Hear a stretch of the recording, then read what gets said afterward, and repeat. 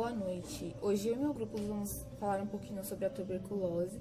Temos como objetivo nesse trabalho trazer algumas informações gerais sobre a tuberculose e informações sobre alguns tratamentos e medicamentos utilizados.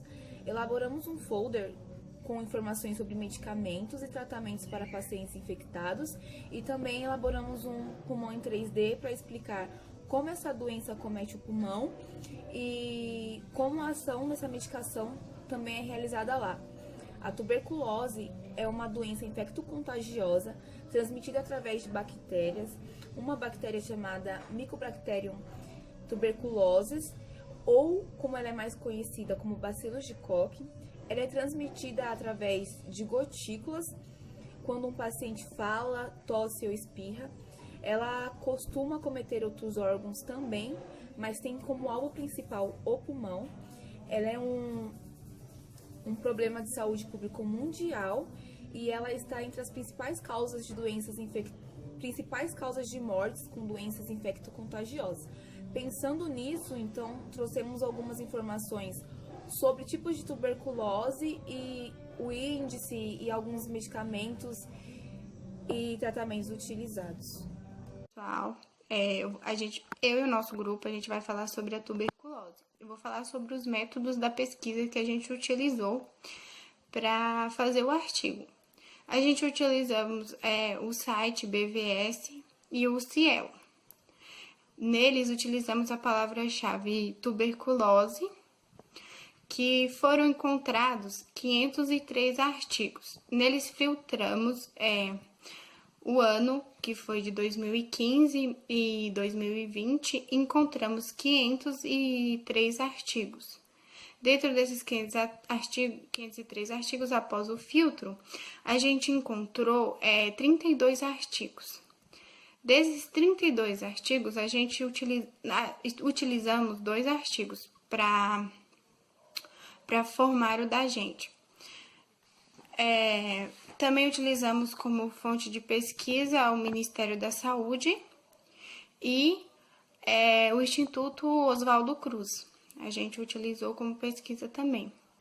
Encontramos como resultado que a tuberculose é uma doença transmitida através de vias aéreas ou gotículas pela bactéria Bacillus de Koch, onde ela começa com uma pequena lesão no pulmão e, de acordo com o tempo, a bactéria vai se instalando e vai se multiplicando até se tornar uma infecção muito grave. Será que o pulmão é o limite para os bacilos? Não. Depois que eles entram nas nossas vias aéreas, nos contaminam, se instalam nos pulmões, causa aquele estrago que acontece a tuberculose pulmonar, né, que é a mais comum. Não se preocupe, porque ainda pode piorar.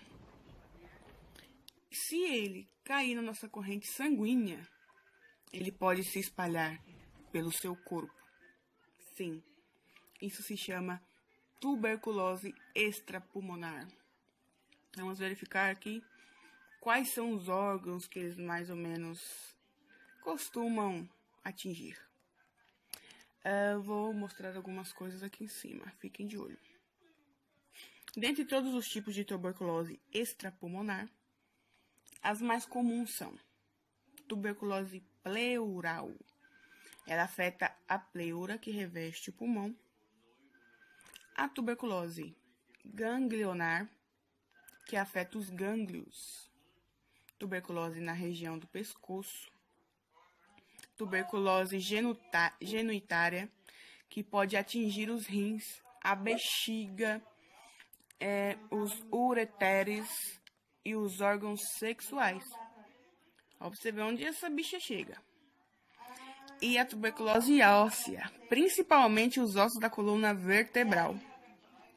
Existem também a tuberculose meningoencefálica, tuberculose laríngea, a tuberculose gastrointestinal, a linfática, osteoarticular, intestinal, ocular, entre outras formas de doença. Gente, terrível. Oi, boa noite. Eu vou falar um pouco para vocês sobre o diagnóstico e a prevenção da tuberculose. A principal forma de prevenção da tuberculose é a vacina BCG, que é aplicada no recém-nascido logo no primeiro mês de vida, ainda na maternidade. A vacina previne tanto a tuberculose pulmonar como os tipos de tuberculose extrapulmonares. Na maioria das vezes, quando infectado, os pacientes nem chegam a manifestar sintomas, o que é chamado de tuberculose latente. Porém, quando os sintomas aparecem, é classificado como tuberculose ativa. Na tuberculose pulmonar, os sintomas mais comuns são febre vespertina, sudorese noturna, perda de peso, falta de apetite. Porém, na forma extrapulmonar, a tuberculose não costuma ser tão perceptível, pois os seus sintomas não têm um padrão, o que o torna o diagnóstico ainda mais difícil. Para o diagnóstico, temos a baciloscopia de escarro como o principal meio de diagnóstico da doença. O exame é solicitado para todo paciente que apresenta tosse por mais de 2 semanas, tem suspeita clínica ou radiológica, a tuberculose pulmonar ou suspeita de tuberculose extrapulmonar. O paciente é orientado logo que acordar, expirar bem fundo, forçar a tosse e escarrar num pote. Esse procedimento tem que ser feito por 3 dias consecutivos e aí deve ser encaminhado para a unidade mais próxima, unidade básica mais próxima, para esse exame ser mandado para análise. E também tem o raio-x, que também pode ser realizado em conjunto com exames, para poder ter um diagnóstico mais preciso. Também tem a prova tuberculina ou PPD, né, que é onde a proteína derivada da Mycobacterium tuberculose é aplicada no paciente com suspeita de TB por via intradérmica. A proteína indicará se o paciente possui antígeno ou se já teve contato com o bacilo. É isso aí, pessoal. Muito obrigada. Meu nome é Caio e eu vou falar sobre o tratamento da tuberculose. A tuberculose é uma doença que, se corretamente tratada, tem um grande percentual de cura. O tratamento primário da tuberculose, preconizado pelo Ministério da Saúde, ele é feito com comprimidos administrados por via oral, que contêm doses fixas de 4 fármacos de primeira linha no combate à tuberculose. Os medicamentos utilizados são a rifampicina, a pirazinamida, a isoniazida e o etambutol. O tratamento é longo, dura 6 meses e é dividido em 2 fases. Os 2 primeiros meses compõem a fase intensiva do tratamento. Ele é feito com os 4 medicamentos e tem o objetivo de eliminar a maior quantidade de bacilos possível. Se o tratamento for feito corretamente, se o organismo do paciente responder bem ao tratamento, nos 15 primeiros dias ele já não transmite mais. A segunda fase, que são os 4 últimos meses, é a fase de manutenção. Ela é feita só com 2 medicamentos, que é a rifampicina e a isoniazida. E ela tem o objetivo de eliminar os bacilos restantes que a primeira fase não conseguiu eliminar. A quantidade de comprimidos que um paciente toma por dia vai depender do seu peso. Esse esquema de medicamentos que eu acabei de falar, ele é utilizado tanto na tuberculose pulmonar quanto na tuberculose extrapulmonar. A única exceção é a tuberculose meningoencefálica, em que o etambutol não é usado na primeira fase e a segunda fase ela dura 7 meses ao invés de 4. Caso o paciente abandone o tratamento ou se ele for curado, mas contraia de novo a tuberculose,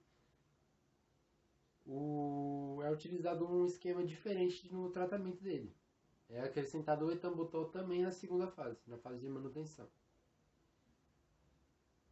Se no final do tratamento o exame de baciloscopia de escarro ainda der positivo, ou então se for dado que o bacilo que contaminou a pessoa ele é multiresistente a um ou mais dos fármacos utilizados, também é feito um esquema diferente no tratamento. No caso do bacilo resistente, é utilizado o seguinte esquema.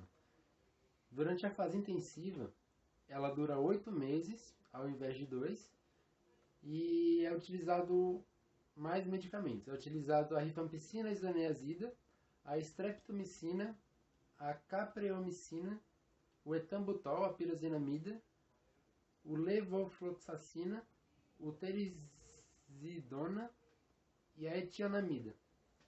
E a fase de manutenção ela vai durar 10 meses e utiliza etambutol, levofloxacina e terizidona. Todos os medicamentos utilizados para tratar a tuberculose, eles são fornecidos gratuitamente, de acordo com o Plano Nacional de Combate à Tuberculose, e não estão disponíveis para comércio. Olá, sou Rosimari, aluna da Faculdade FECAF, período noturno. Hoje eu vou falar sobre os efeitos adversos das medicações para a tuberculose. Os principais efeitos adversos são artralgia, que é dor nas articulações, exantema, manchas avermelhadas, pruridos, coceiras, vertigens, distúrbios da pele, vermelhidão ocular, conjuntivite, irritação gástrica e até ansiedade. Os medicamentos também podem ter interações, como no caso de anticoncepcionais, e gestantes também podem fazer uso de medicação, contanto que tome vitamina do complexo B12. Devido a muitas reações adversas, o longo tempo de tratamento e o fato de as pessoas apresentarem melhoras inicialmente, muitas até abandonam o tratamento, fazendo com que a doença fique mais resistente.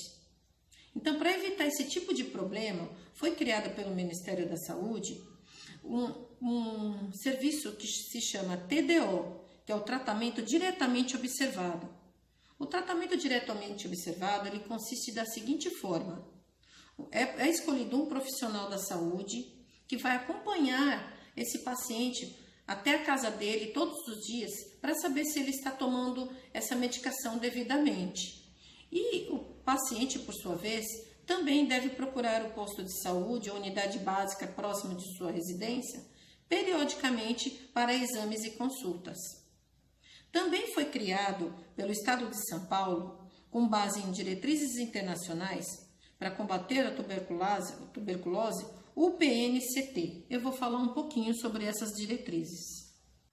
O PNCT, Programa Nacional de Controle da Tuberculose, que tem o objetivo reduzir a incidência dos casos fatais de tuberculose até 2035, tem como principais diretrizes a prevenção e os cuidados integrados a pessoas com tuberculose, principalmente quem tem HIV. Políticas que visam participação da sociedade e melhora nos serviços de informatização. Esse serviço de informatização é a notificação compulsória, que é o SINAM, Sistema de Informação de Notificação.